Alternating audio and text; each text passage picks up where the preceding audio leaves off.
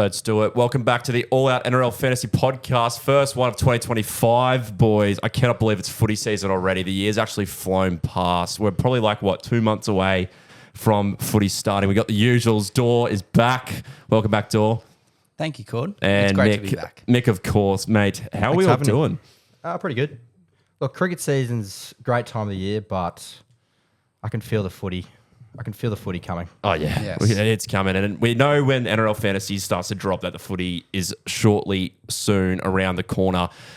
This is the first of the preseason episode for us. We're planning on getting out, 15-minute, 20-minute videos, all on sort of different subjects, player insights, team insights, a few look at the new signings, which we're going to do today and what impact they're going to have in 2025. It's going to be a pretty good year, boys, I reckon. A few new different touches in fantasy this year, but nonetheless, a great chance for us to look in probably a bit earlier than we have in previous years. Yes. Trials coming up. Obviously, they are important, but obviously that first TLT will be the big day of the year. Yeah, big time. One of the great days of the year. It is actually one of the great days of the year. If you haven't joined the All Out League yet, there could be potentially a big prize this year if you are the winner. We're the largest NRL fantasy league on the platform. I think the prize will be a bit better than last year. Yeah, so not saying that 2 All-Out club hats isn't great. Well, it's here. Yeah, great hats. Let's not forget about that. We might increase it to 5. Yeah. So make sure to join the league. Dor, you're always reposting that code. So make sure to join the biggest NRL fantasy league there is. Today, boys, we're going to be touching on the best NRL fantasy player signings that are new to clubs this year. So we're thinking your AFBs, your Terrell Mays, all of the new signings that have picked up.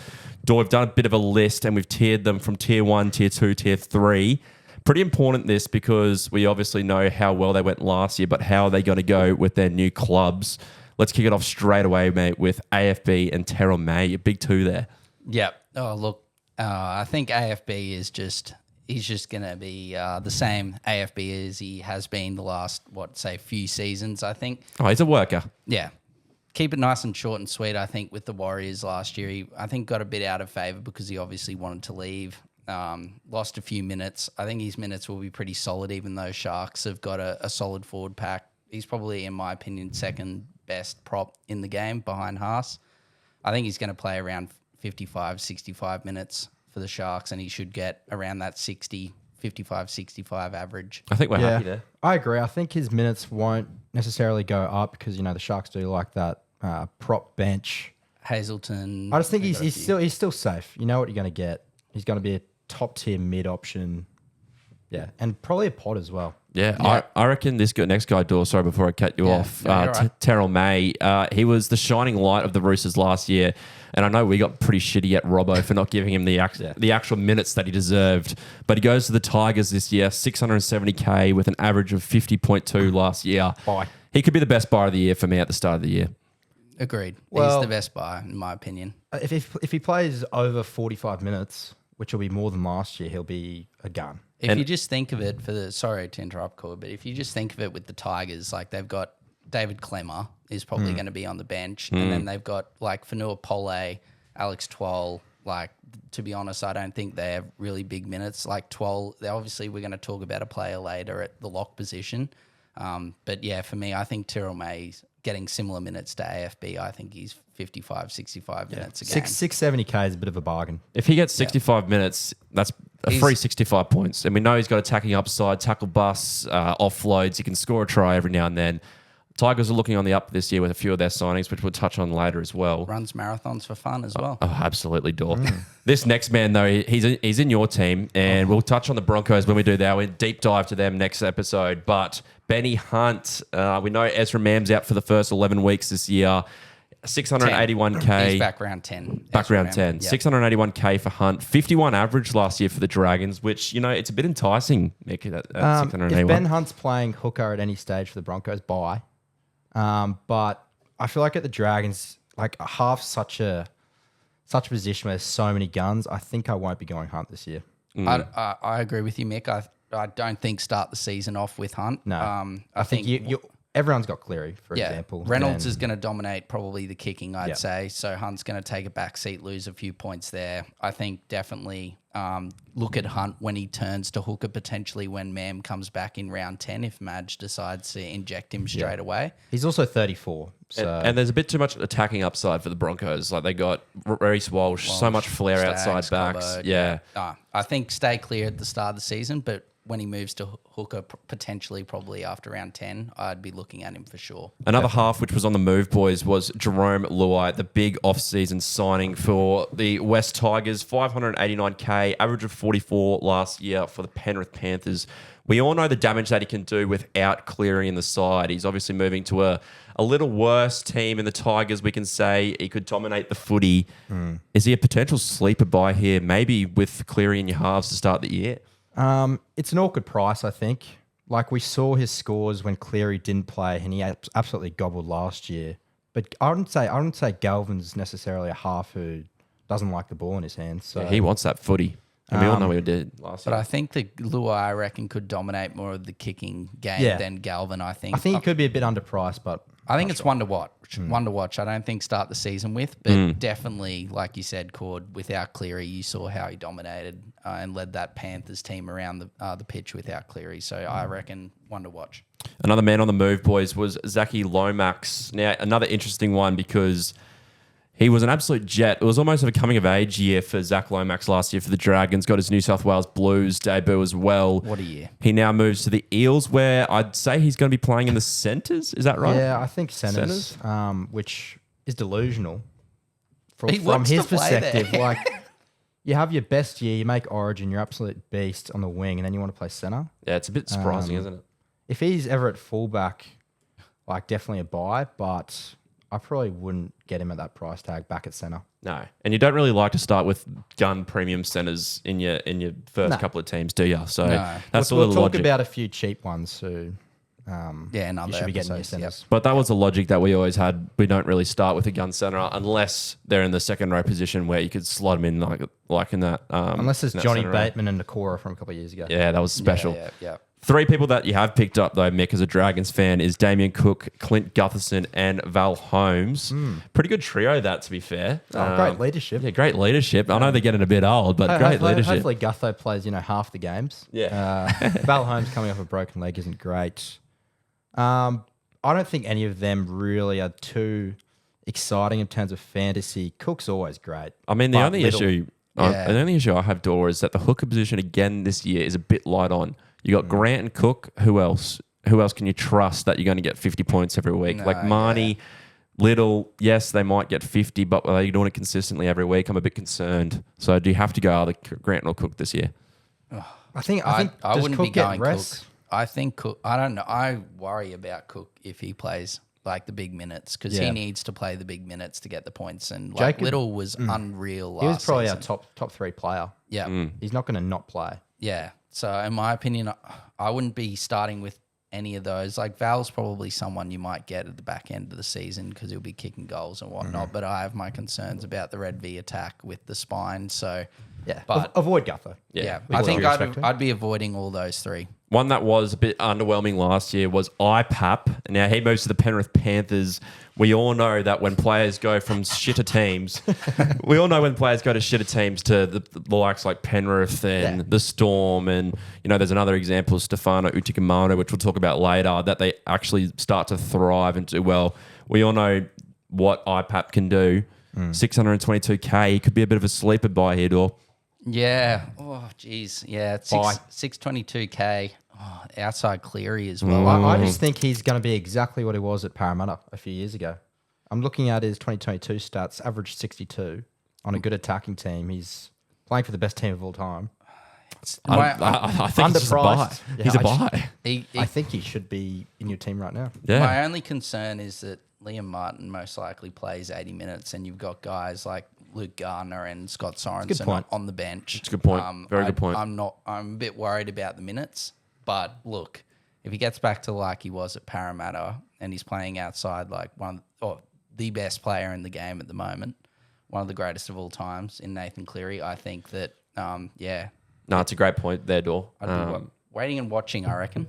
for me. Yeah, I'd say Sorensen will come into a middle role off the bench. Yeah, So he it's could fine do, there. yeah. Garner, are they really going to, is he an option? He normally comes in at the back end, so IPAP could still play like 65, 70 minutes. Yeah. Liam Martin's not exactly like always healthy either, so you It, never know. yeah. It's not as if IPAP will be a trap. Like, No, even if he he's not plays gonna be a 70 trap. minutes, he'll be great. Yeah, exactly. We were talking about second rowers slotting into the centre position a few years ago, and they did it last year with this man, Ewan Aiken. Unfortunately, he's not a centre to start the year this year, so he's just a 2RF option. He moves down to the Rabbitohs this year, 700k, 52 average. Good fan of the podcast is Ewan Aiken. Yeah. He provides his origin predictions. Yeah, he does, and we're all for it. But can we see him being a buy just as a second rower this year, 700k price tag at the Rabbits? If Ewan's listening, which he won't be, respectfully not a buy this year. No centre eligibility. We might get a DM later. No, I mean, no disrespect to his ability on the field. He's great. Just overpriced. Yeah, agreed. The other one that is a second rower here, Johnny Bateman. Now, Dor, you're all over Johnny Bateman. You think he's going to be a great buy. He moves from West, where he clearly had issues with Benji Marshall, and he moves to the Cows, 595k, 44 average. Another one, Mick, like IPAP, who was excelling a few years ago under a good leadership, good pack. You got your high hopes for Bateman here, Dor. Well, I just think, obviously, I was a bit concerned when they originally signed Bateman about where he was going to play, like the minutes and whatnot. But with IPAP, not IPAP, should I say, Helam Lukey, getting injured, and he's done for the season. I think that now Bateman starts with Nanai in the second row, and could potentially they both play like 80 minutes. Bateman, like you said, Cord, was obviously didn't get along well with Tigers management and Benji Marshall there. I think he's going to be a real leader at the Cowboys, mentoring those young players with the likes of Val and Felt, those experienced players leaving. He's already in 9% of teams. I think he might be the most owned edge player. 595k underpriced. I'd get him in. Yeah. Yeah, that sort of rounds out our tier one movers in the 2024 off season. There's a good list there, and I think there's going to be some good players that get some better minutes like Terrell May this year that are really going to provide. Speaking of movers, top of tier 2, Stefano. Yeah, big mover. Yes. Real big mover. And mobile.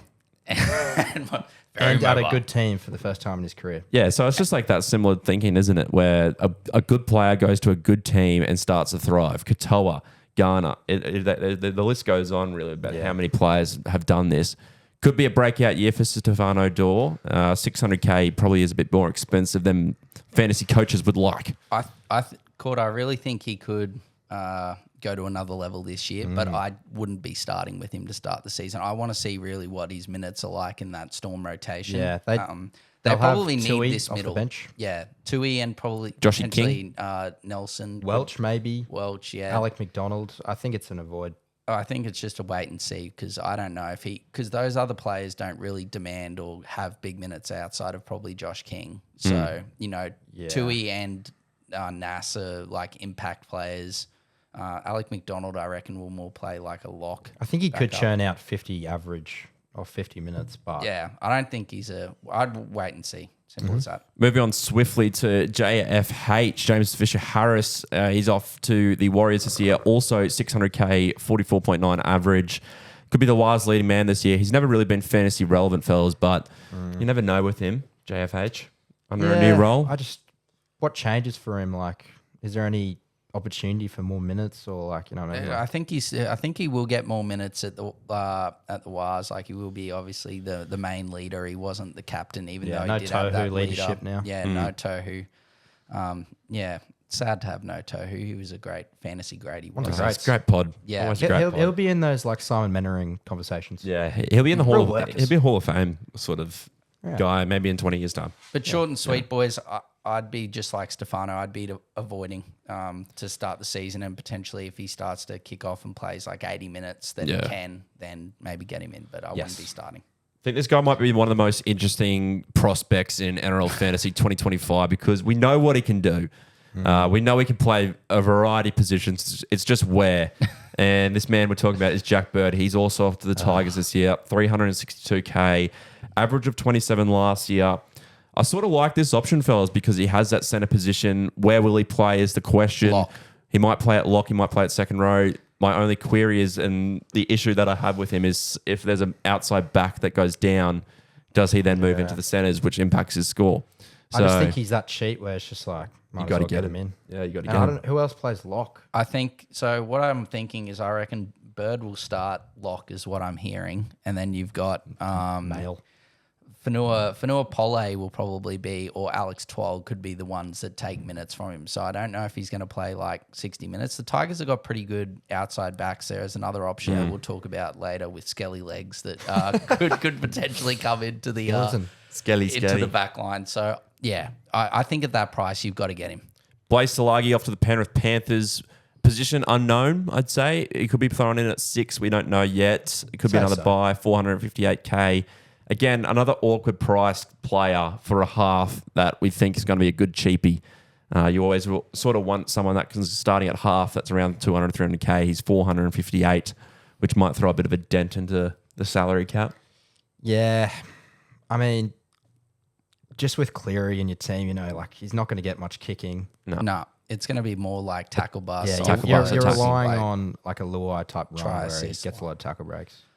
I'd probably, as much as I think that he's going to have a good year, I'd be avoiding to start the season. Yeah. It just disgusts me, that price range. Yeah, I know. It's a disgusting price range, With all isn't due it? respect. It's actually disgusting. 450 to 500. We needed him to play a few more games last year to maybe end up having those where the Eels weren't too If great. I'm getting you that price, you're playing edge forward or you're 80 a lock, minutes. 80 minutes. Yeah. The last two that we got here in tier 2, fellas, is Fine Fuiaki, who had a good stint at the Cows, and then Jazz Tavanga, who's also off to Manly. 2, I guess, 400K guys. Again, that terrible price range, which we don't want at all. I can't really see them being buys, but they're on the move, so we threw them down here.